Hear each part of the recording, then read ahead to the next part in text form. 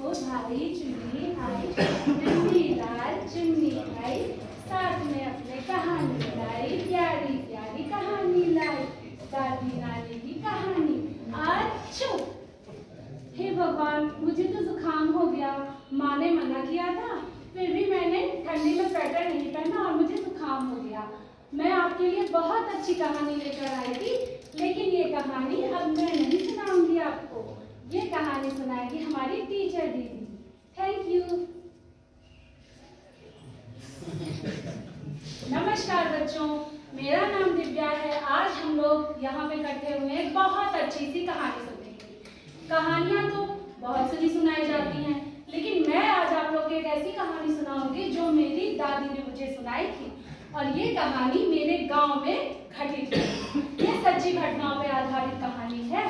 तो चलिए बच्चों, कहानी शुरू करते हैं। ध्यान से इस चित्र को देखिए, क्योंकि इसके बाद आपको इस चित्र के हिसाब से कहानी बनानी है और मुझे सुनाना है। ये एक गांव का चित्र है। बहुत पहले की बात है, बहुत समय पहले की बात है। एक गांव था, वहां पे पति और पत्नी रहते थे। उनका नाम था बिरजू और सावित्री। बिरजू और सावित्री के कोई संतान नहीं थी। विवाह के कई वर्षों के बाद भी उनके कोई संतान नहीं थी। बहुत सारे व्रत, उपवास, पूजा पाठ, मंदिर, क्या क्या नहीं किए उन्होंने। तब जाके उन्हें बहुत सुंदर सा पुत्र हुआ और उसका नाम उन्होंने रखा रवि। रवि को वो एक मिनट के लिए भी अपनी आंखों से ओझल नहीं होने देते थे। रवि को वो बहुत प्रेम करते थे। आखिर वही तो आगे चल के उनकी बुढ़ापे की लाठी बनने वाला था। इसके बाद एक बार बिरजू के मन में आया कि माघ का महीना चल रहा है और प्रयाग में मेला लगा हुआ है, कुंभ का मेला, क्यों ना चल के हम वहां पे गंगा स्नान कराएं। तो ये बात बिरजू ने सावित्री से बताई, अपनी पत्नी से। तो उनकी पत्नी ने कहा कि ठीक है, आप चले जाइए, बच्चा छोटा है तो मैं नहीं जाऊंगी। फिर बिरजू तैयार होता है, लेकिन अपनी पत्नी और पुत्र से विदा लेते हुए पता नहीं क्यों बिरजू को ऐसा लगता है कि इस बार वो आखिरी बार अपनी पत्नी और पुत्र को देख रहा है।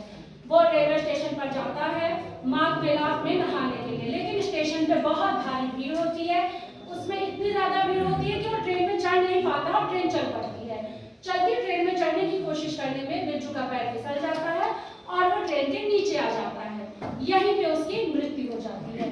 ये खबर जब गांव में पहुंचती है तो वहां हाहाकार मच जाता है। सावित्री पर तो मानो दुखों का पहाड़ ही टूट पड़ता है, लेकिन इसके बाद भी धैर्य धारण करते हुए अपने पुत्र का मुख देख के सावित्री हिम्मत करती है कि नहीं, अब मेरे ऊपर ही इसकी सारी जिम्मेदारी है। वो अनंत दुख सहते हुए, सबके खेतों में काम करते हुए, बोझा उठाते हुए, दिन रात काम करते हुए उसने जो है अपने पुत्र को पालना शुरू किया। फिर वो दिन भी आया, अपने कलेजे पर पत्थर रखे सावित्री ने यह निर्णय लिया कि वो अपने पुत्र को पढ़ने के लिए प्रयास करेगी, और उसके बाद उसका पुत्र पढ़ के आएगा तो पूत भय सियाने और गम भय गिराने। लेकिन ऐसा कुछ भी नहीं होता है। पुत्र प्रयाग में पढ़ता है, पढ़ के वापस आता है, अपने मन पसंद की लड़की से शादी करता है। यहाँ भी वो सावित्री से एक बार भी पूछना जरूरी नहीं समझता है। वर्षों की तपस्या, त्याग, सब कुछ बेकार चला गया। एक दिन बहू अपने पति से लड़ रही थी, झगड़ रही थी, बहुत जोर जोर से आवाज करते हुए, ये कहते हुए कि अब तुम अपनी माँ को वृद्धाश्रम में छोड़ो, मैं तुम्हारी माँ का बिल्कुल ध्यान नहीं रख सकती हूँ। तो सावित्री ने ये बात सुन ली। जैसे सावित्री ने ये बात सुनी, उदार मना जननी ने बिना अपने पुत्र से कुछ कहे हाथों में गठरी लिए, एक हाथ में गठरी दबाए, दूसरे हाथ में अपने दूसरे पुत्र लड्डू गोपाल को लिए और गले में तुलसी की माला पहनकर अपने पुत्र के पीछे पीछे अबोध शिशु की भांति चलना शुरू कर दिया।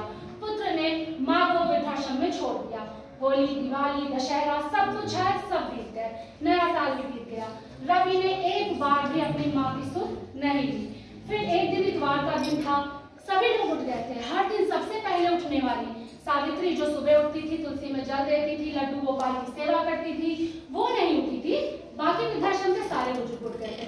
सभी दौड़ के सावित्री के पास गए और जब वहां पर उन्होंने देखा तो सावित्री पलंग पे अपना सिर रख के लेटी हुई थी।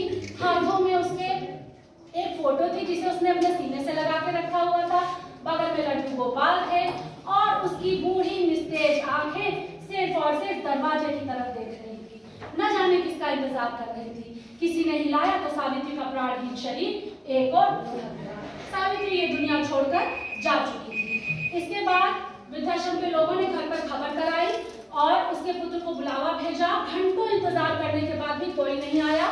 कभी नहीं आया।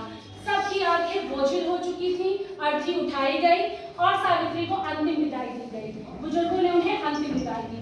तो कहते हैं ना, पूत कपूत सुने बहुतेरे, माँ ना सुनी कुमाता। तो बच्चों, आप बताएंगे कि इस कहानी से हमें क्या शिक्षा मिलती है? आप रवि की जगह होते तो क्या करते? इस कहानी में जो पात्र आपको सबसे ज्यादा पसंद आया हो उसके बारे में आप 5 लाइनें लिख करके आएंगे और मुझे दिखाएंगे। साथ ही साथ इस कहानी में जितनी भी कहावतें इस्तेमाल हुई हैं उन्हें आप लिखेंगे, उनका अर्थ बताएंगे और अपने वाक्य में प्रयोग करेंगे। माता, वृद्ध, पुत्र और